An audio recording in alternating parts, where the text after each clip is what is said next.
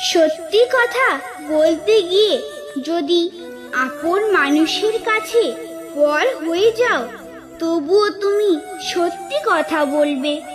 কারণ কারো কাছে পর হলেও সৃষ্টিকর্তার কাছে হবে না। তুমি তার সব থেকে প্রিয় মানুষ হয়ে উঠবে।